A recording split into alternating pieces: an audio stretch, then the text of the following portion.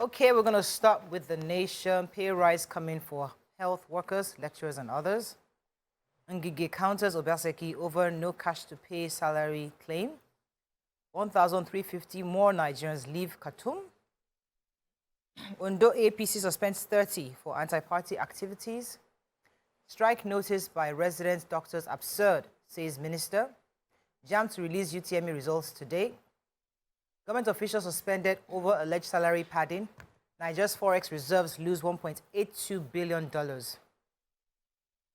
Which story are we starting with? We can do JAMB. So about 80,000 candidates will write the Unified Tertiary Matriculation Examination, now rescheduled for May 6th. And they said that results will be released starting today, according to JAMB. So there was a statement by the head of Public Affairs and Protocol, Fabian Benjamin. He said the delay for releasing the results were due to screening of the results and candidates who had verified at their centers but could not write the examination, those whose biometrics could not be verified, and those with mismatched data will not get their results, but instead they will get a notification of the rescheduled examinations. So it went ahead to say the board will be releasing the results of candidates who have taken the examination so far. Today, the results were delayed to ensure that all necessary screenings were concluded, besides ensuring that the mean and standard deviation were reasonably obtained before releasing this result. So they are asking that people await to know where they're going to be writing the examinations. So they will be getting their slips, I think, between May 4th and May 5th, so that you know when you're writing for May 6th. And that's the information. Okay, so very interesting article. Some civil servants across 3 major agencies, that's the MDAs, the ministries, departments, and agencies. I'm trying to get the names of the agencies. That's RAMFAC, Fiscal Allocation, the Revenue, Mobilization, Allocation, and Fiscal Commission. We know RAMFAC. Also, the Office of the Accountant General of the Federation, and one other undisclosed, and we're not sure why they did not disclose this institution. 3 of these agencies, the civil servants there have been padding. How did they find out? One of the staff had saw a payment slip of a colleague who earned 60,000, just like she does. So that one had 400,000 naira as a salary. And she was wondering, how did you get? They now did the investigation, found that they learned that they suspended some workers because they connived with some officials of the OAGF to pad their salaries by manipulating the IPPIS. That I've been arguing and debating. And they said it's not perfect. It's not in him. IPPIS said that an assistant director deployed their own, and an assistant director deployed in the IPPIS unit of the RAMFAC is undergoing probe over the salary padding. It was quite intense. The investigation has started, but it was just this one person that was able to see that somebody was earning almost times 400 when I'm doing earning. Yeah. And then they raised the alarm, and now investigation is ongoing, and they've actually sacked some of their staff, civil servants, who have been padding for a while. They realized that they've actually been padding for a while. So it's just corruption is at various levels. Yes, so I have the major headline, and according to the Minister for Labour, Chris Ngige said, Dr. Chris Ngige said that the consolidated public service salary structure will now be extended to cover lecturers, health workers,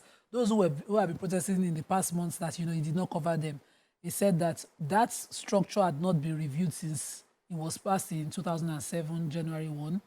And recently, in 2019, there was a major adjustment of salary structure, but they didn't review it under this government in 2019. And now they've reviewed. The government has yielded to their yearnings and said that 40% peculiar allowance will be given into their remuneration and emolument of core civil servants and other public servants. Some core civil servants within the civil service, in the federal civil service, have already been benefiting from it. But now it will be extended to cover the lecturers, the health workers, and all of those. He mentioned it yesterday at the Labour Day event in Abuja. Okay.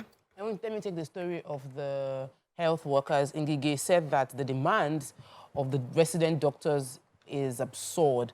Ngige, being the Minister for Labour, said that the National Association of Resident Doctors, who wrote a letter to the House of Representatives to withdraw the bill restraining them from being able to travel abroad, also demanded in that letter for a 200% increase in salary based on the fact that the government has implemented a 40% increase in pay rise for civil servants. They wanted 200% in their salaries, and the minister, Chris Ngige, was like, this is an absurd request. That's a lot of the things they're asking for. We've already accepted, we've given you enough things.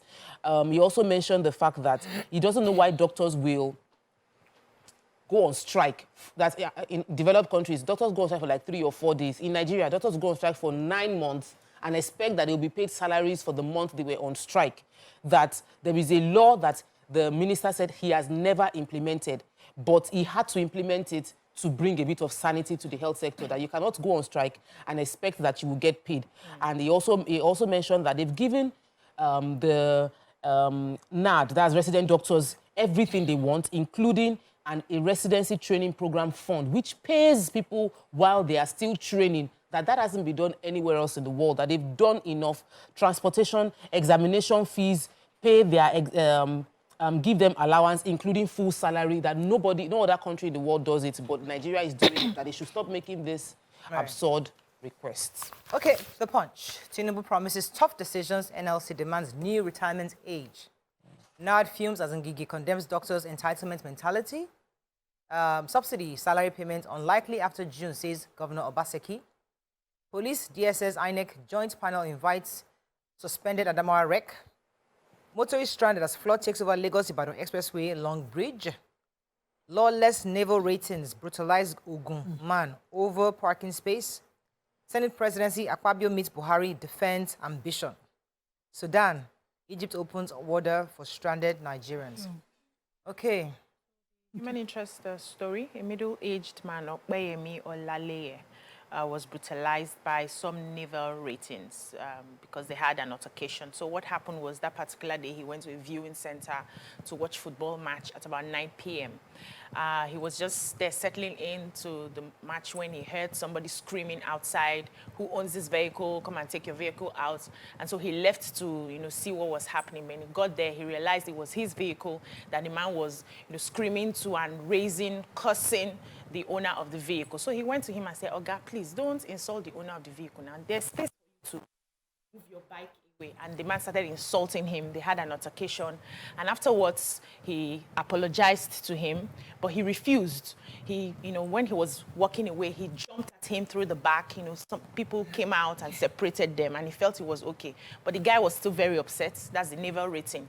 And then he called, called somebody. Before they realized it, about 20 of them came in their different bikes, and they started beating this man up, beat him, took him to his barracks, beat him seriously.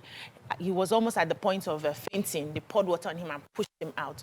So they had damaged one of his eyes. He was bleeding till 2, I think, from the center came to rescue him, and then they took him to the police station. But the police said, this matter is not our matter. You have to go to the hospital first and then come back to make a report. So he's gone to the hospital. He's back to make the report. The spokesperson for the Naval, Nigerian Navy has spoken of, said they have arrested all naval ratings involved in this.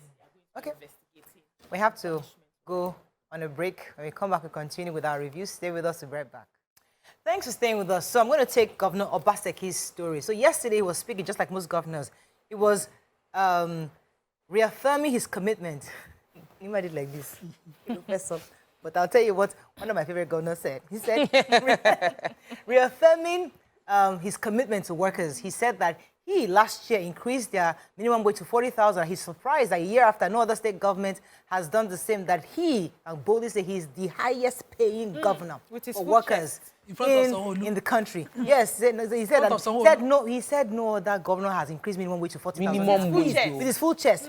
He also said that it would be a miracle if the federal government is able to pay salaries after June 2023, because obviously, to be a miracle, because the only way they can do it is either they print extra money or remove subsidy. Wow. That the burden of these removal shouldn't be borne by only the workers alone. That should be shared across top to bottom. So if they're going to be doing these reforms, everybody should be stakeholders, should be shareholders in this new reform that is necessary, that is inevitable. But however, he's proud to say that he has been one of those who has supported workers, their growth, There are developments, and he's one of the highest paying governors. Please, I believe you. Let's Last year, Me, I believe you. Nima last doesn't year believe he you. increased minimum Now you wage, but know. we are okay. Governor, thank you. As long as they pay allocation from the federal account, please pay salaries. I wanted to take Punch, yes, the flood. So Long Bridge along the Lagos-Ibadan Expressway was flooded, and according to the Punch, video surfaced of, they couldn't find the source of the videos, but somebody made videos showing how high the water has been. And some weeks back, that happened on the Odoyalaro and the Ikorodu Road in Lagos. This is where I wanted to call on the local government. There's one small machine. We that we live in some areas, we buy this machine, Engineer, and we put there and pump water out.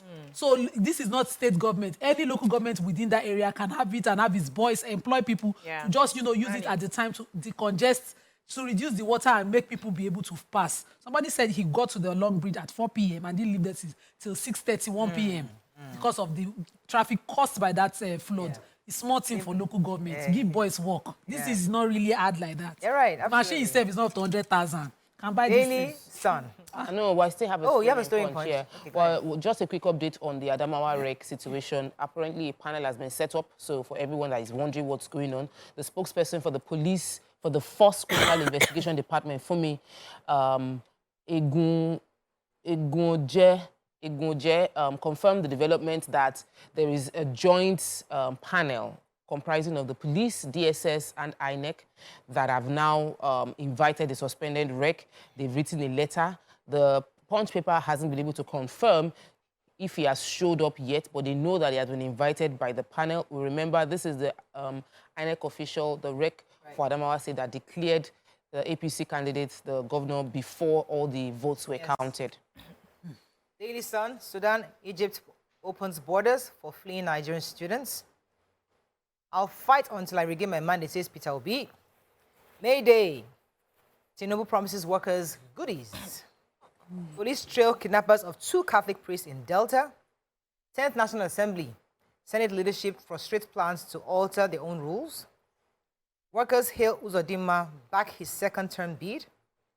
National Assembly members must regain, alert, reject grazing reserve bill, says Otom. Major headline. So Egyptian authorities has opened the borders for Nigerian students evacuated from Sudan. Abike Dabiri-Erewa, chairperson of the Nigerian Diaspora Commission, made the disclosure, and she said the border was opened after the president, that's our president, President Muhammadu Buhari, spoke with Abdel Fattah el-Sisi, the Egyptian president. Also said that the borders are still closed. Before that, the borders were closed despite the arrival of the Nigerian Air Force. And, NIDCOM had said that the Air Force must not leave any students behind. They are going to take all the students. But after our president spoke to the president of Egypt, they have, opened their borders, however, with stringent conditions.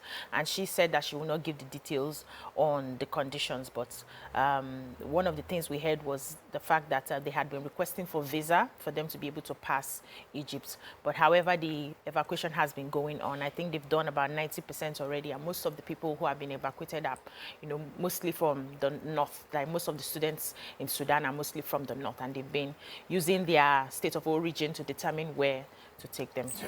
Okay, so police in Delta State are on the trail of 2 kidnappers of 2 Reverend Fathers. So Reverend Father Chochos Kunav and Reverend Father Raphael Ugigba were on their way to Ogeli in Delta State to visit a friend. So one had even visited the other, and both of them decided to visit another Reverend, and on their way they were kidnapped by these hoodlums. And the police in Delta State assures Deltas and assures Nigerians that they are on the trail of the kidnappers, and they believe they are still within the state and that they will be found, and they hope to rescue the priest, unhurt and arrest the hoodlums. I hope that that's the way the narrative goes.